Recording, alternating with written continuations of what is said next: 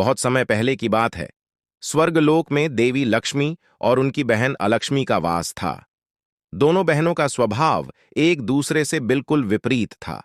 देवी लक्ष्मी जहां सौभाग्य, धन और समृद्धि की देवी थीं, वहीं अलक्ष्मी दरिद्रता, दुख और अशांति का प्रतीक थीं। दोनों के बीच का यह विरोधाभास ही उनके रिश्ते को अनोखा और रहस्यमयी बनाता था। समुद्र मंथन के समय जब लक्ष्मी का जन्म हुआ तो स्वर्गलोक में खुशियों की लहर दौड़ गई। सभी देवताओं ने लक्ष्मी का स्वागत किया और वे भगवान विष्णु की पत्नी बनकर वैकुंठ में निवास करने लगीं।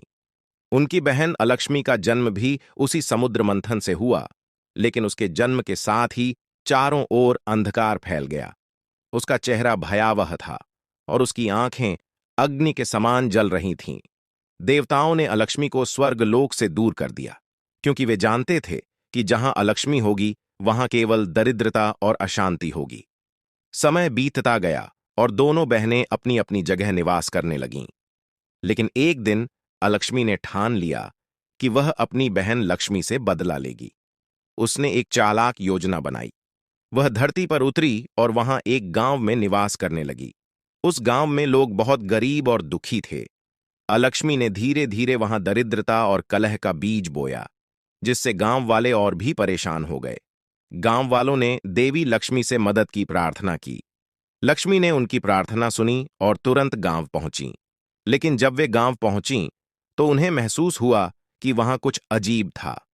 जहां लक्ष्मी जाती वहां समृद्धि और शांति फैलनी चाहिए थी, लेकिन इस गांव में ऐसा नहीं हो रहा था। उन्होंने चारों ओर देखा और फिर अलक्ष्मी का आभास किया, जो एक छुपे हुए कोने में खड़ी मुस्कुरा रही थी। लक्ष्मी समझ गईं कि यह उनकी बहन की चाल है।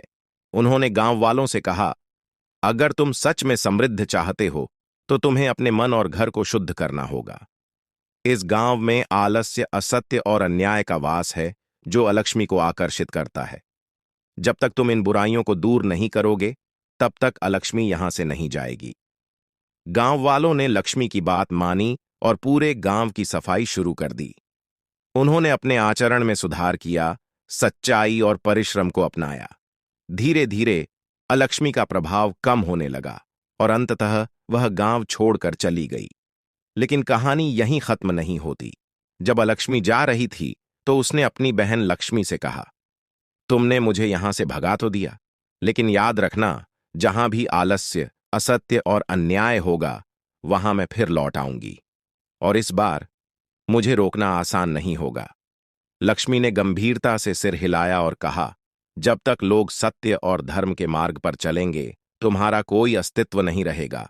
लेकिन अगर वे अपने कर्तव्यों से भटकेंगे तो मैं उन्हें छोड़ दूंगी और तब तुम लौट आ सकती हो।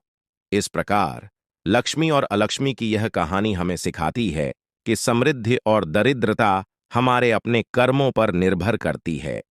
सत्य, परिश्रम और शुद्धता से ही लक्ष्मी का वास होता है, जबकि आलस्य और अन्याय अलक्ष्मी को बुलाते हैं।